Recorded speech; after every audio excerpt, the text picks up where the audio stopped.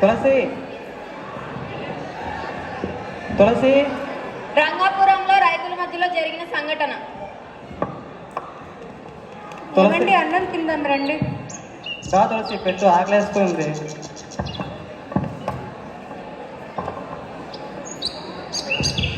ఈ సంవత్సరం పంటలు ఏమేద్దాం అనుకుంటున్నారు? ఈ సంవత్సరం మన దగ్గర ఏం మైండ్లో తులసి, డబ్బులు లేవు తులసి. ఎలాగోలా పండిద్దాం అనుకుంటున్నాను. పిల్లోడు కాలేజ్ ఫీజు కట్టాలి, దాని గురించి ఆలోచించండి. సరే తులసి, నేను చూసుకుంటాను. సరేనండి.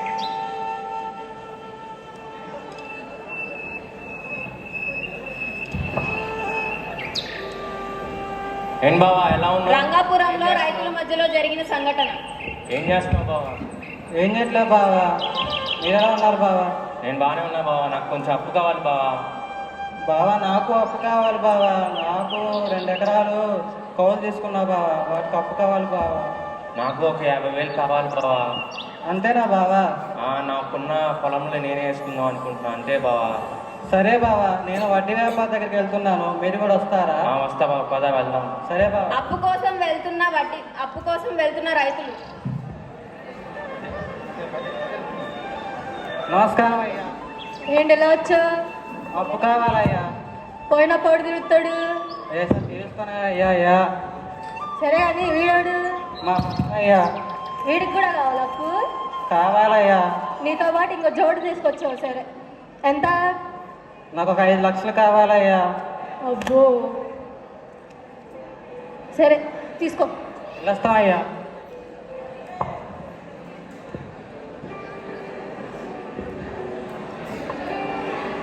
ఇదిగో బావా, నువ్వు అడిగిన 50,000. సరే బావా, ఇది మళ్ళీ కట్టేద్దాం తొందరలోనే.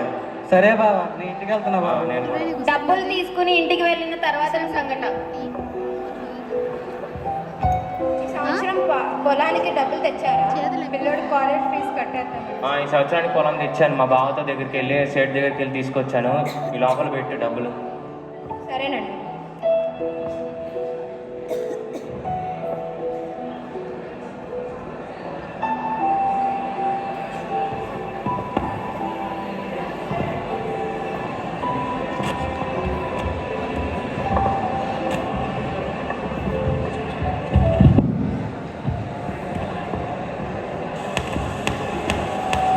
పంట పండిస్తున్న రైతులు.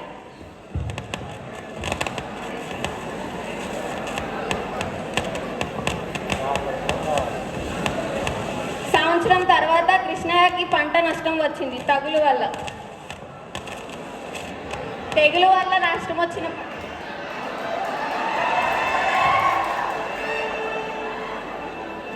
ఏమైందండి, ఎలా ఉన్నారు? ఈ సంవత్సరం బాగా తెగులు వచ్చి పంటలేదు తులసి. మరి ఎందుకంటే అత్యాశకు పోయి ఎక్కువ పొలం వేశారు. ఇప్పుడు నష్టాలు వచ్చినాయి, ఏం చేద్దాం అనుకుంటున్నారు? మా రామయ్య బాబు ఉన్నాడు కదా, ఆడికి వెళ్ళి 2 లక్షలు అప్పు అడుగుతాను తులసి.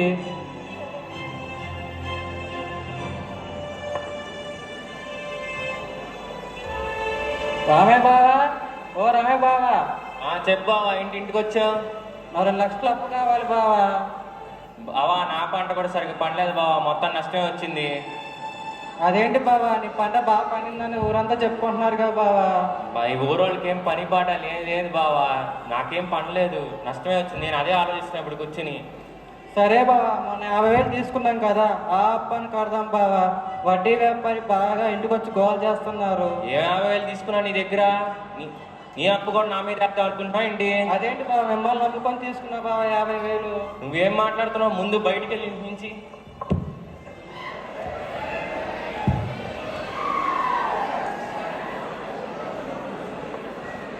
అయ్యో, అనవసరంగా సొంతగా నమ్ముకున్న వాళ్ళే నమ్మేలా చేయలేదే.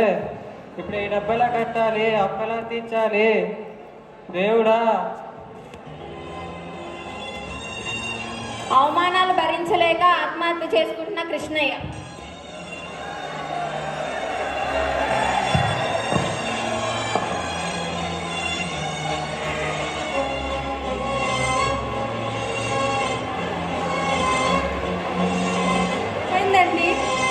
అయ్యో, ఎందుకు ఇలా చేశారు మీరు?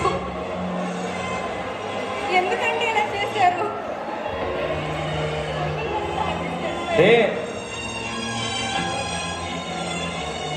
మామయ్య నువ్వు రావాలిరా ఊరికి.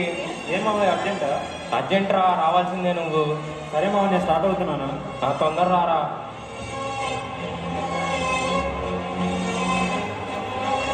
మామయ్య అర్జెంట్ రమ్మన్నారు.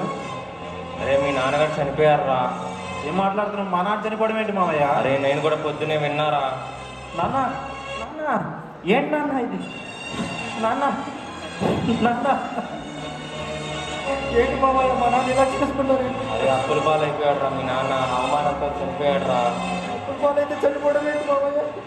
నాకు తెలియదురా అదే. ఇప్పుడు మా గురించి ఎవరు ఆలోచిస్తారు మామయ్య?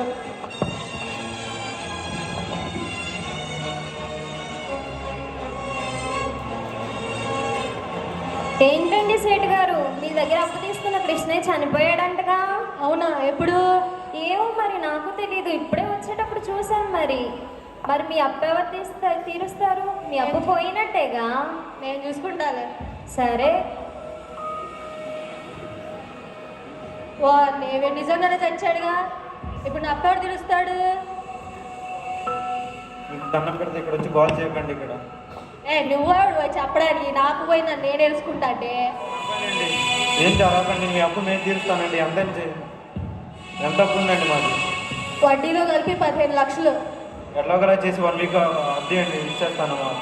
సరే, చదువుకున్నాడు కాబట్టి వదిలేస్తున్నా. ఈ ఒక్కసారి 2 ఇస్తానండి ఒక వారం రోజు.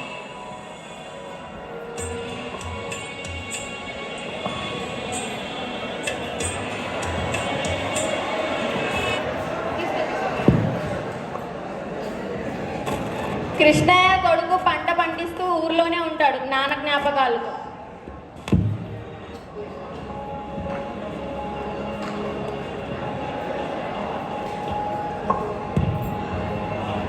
సరే అమ్మా, మనకున్న పొలంలో కొంత అమ్మేసి అప్పులు కట్టేస్తామ్మా. ఈ అప్పు బాధ నేను పడలేకపోతున్నాను. ఇష్టం బాబు. సరేనమ్మా, నేను అప్పు పొలం అమ్మడానికి వెళ్తున్నాను. సరేనయ్యా.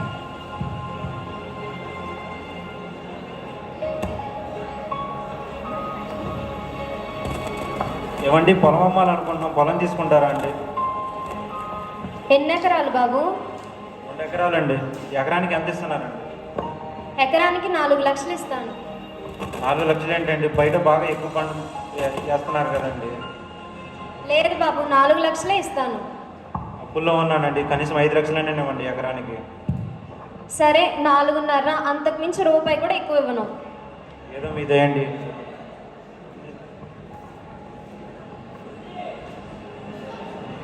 మంచిదండి. ఇదిగోండి మీ అప్పు, మిగిలింది త్వరలోనే ఇస్తానండి. బో, అందుకే చదువుకున్నాడు ఉండాలి ఇంట్లో. సరే అండి.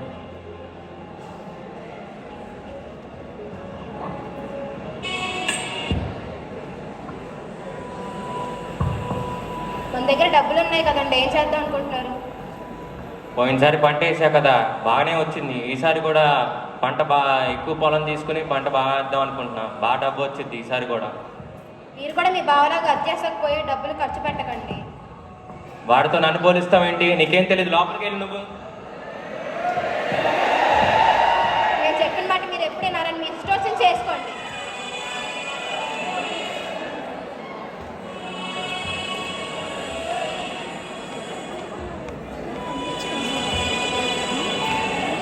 సంవత్సరం తర్వాత రామయ్య కూడా పంట కోల్పోతాడు.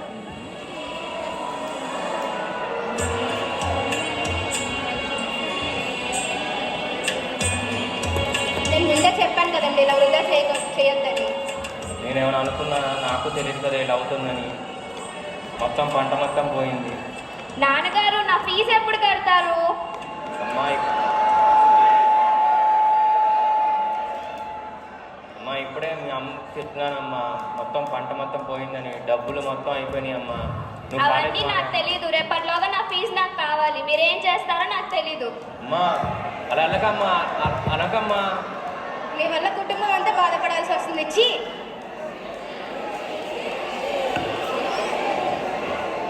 మోసం చేసినోడికి ఇలాంటి జరగాల్సిందే. నాకు ఈ ఒక్కటే దారి. సరే అమ్మా, మామయ్య దగ్గరికి వెళ్ళేసి వస్తాను. ఏంటి మావయ్య ఏం చేస్తున్నారు? ఏంటి మావయ్య ఈ పిచ్చి పనులు?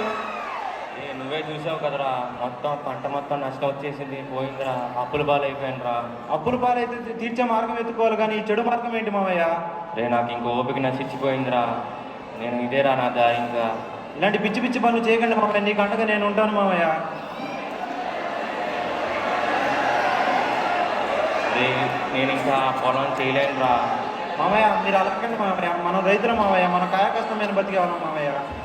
ఎక్కువ ఆశపడి నష్టపోవద్దు మావయ్య, మనకున్న దాంట్లోనే మనం బ్రతుకుదాం మావయ్య. మీకు నేను అండగా ఉంటాం మావయ్య. సరేరా. అరే నన్ను క్షమించరా నువ్వు. నిన్ను నేను క్షమించడం ఏంటి మావయ్య? మీ నాన్న నా వల్లే చనిపోయాడు రా. నేను సరే ఆయన అప్పులు అడిగేసరికి నేను తీర్చలేకపోయాను.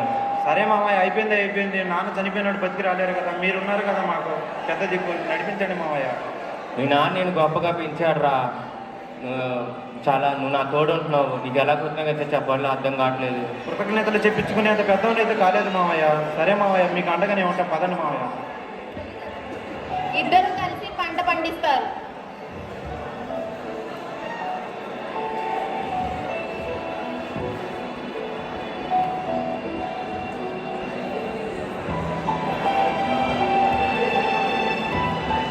ఇద్దరు కలిసి పంట పండిస్తారు.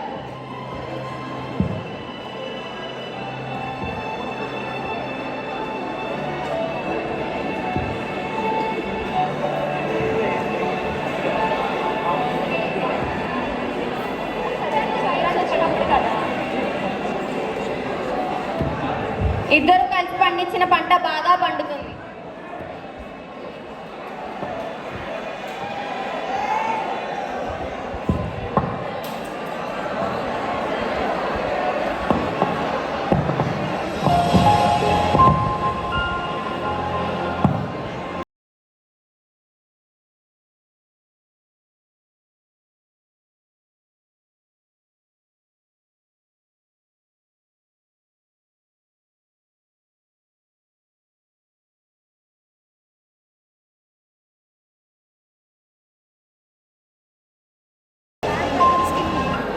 ఉద్యోగికి సెలవు వచ్చిన, కంపెనీలకు తాళం పడిన, ప్రభుత్వాలే స్తంభించిన, ఆగిన ప్రపంచానికి నడిపించేందుకు పరిగెత్తు వాడే రైతన్న.